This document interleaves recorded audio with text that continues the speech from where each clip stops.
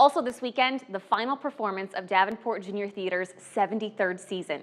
You have 3 more chances to see Peter Pan, and this will be the final show fully done at the theater's historic home at the Annie Wittenmyer campus before it's turned into affordable housing. So joining us to talk Peter Pan is director Jessica Sheridan and Luke Young, who is playing Peter Pan. Thank you both so much for being here. Yeah, thanks for having us.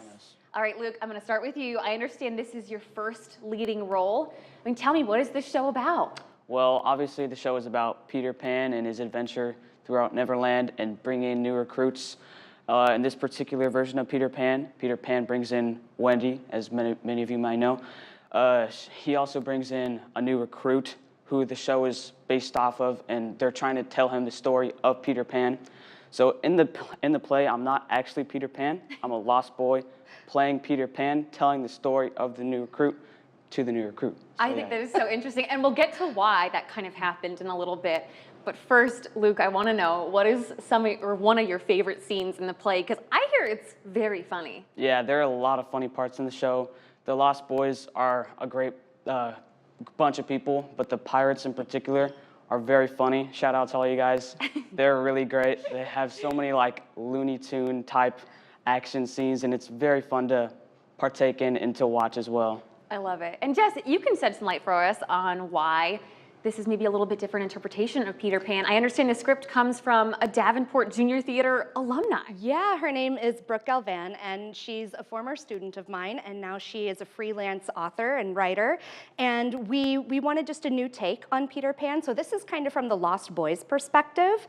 And it's just got some changes. It's totally unique, and no Peter Pan like you've ever seen. So. I love it. And with a company that you won't see anywhere else. I mean, tell me, you've been with Davenport Junior Theatre for a number of years now. What is it like to be leading the helm in this historic show? It's an honor. It gives me chills to think about it. The program is so incredibly dear and special to so many people, and to be able to direct the show is just, I'm beside myself. It's been so fun. The cast has been great. All the design elements came together, the script. I mean, it's been awesome. I've loved it. I think it's so cool too that it is such a community show. I mean, put on by community members, written by them. I mean, the tech crew is all community members. I mean, that's got to be a cool feeling directing all of that. Yeah, I mean, more than that, it's kids. So they're kids from the community, but we have professional designers and directors, but everything else is kids running the booth, backstage, on stage, and that's what makes junior theater truly unique, is it's all kids, for kids, by kids. I love it. So it's pretty special. Luke, can you tell me then, some of your fellow peers, I mean, what are some of the roles that kids do for this show that are maybe not on stage? Well, the crew is all kids, and so backstage we have people helping move props from different sides of the stage, move different set pieces so that they can work out with the rest of the show.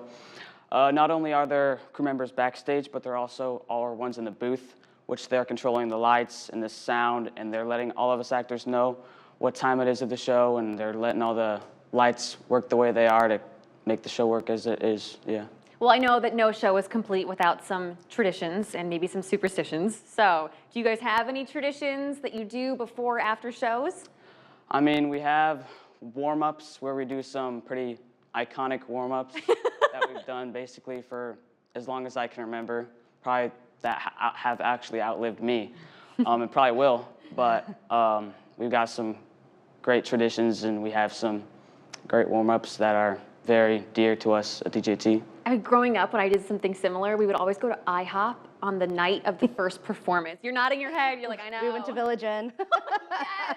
I would say that beats IHOP. It was great. Well, before I let you guys go, we did say this is historic. I mean, the Annie Wittenmyer campus is no longer going to be the full-time home of the Davenport Junior Theatre, but it's not the last time you'll be in this theater itself, the Nice Wander Theater. Why is that? Right. So we're lucky enough to be able to use the theater for the next 5 years. So we will still be able to have our classes performing there, and we'll be able to do our main stage shows there. But this is the last show while we're completely on the campus, so it feels extra special.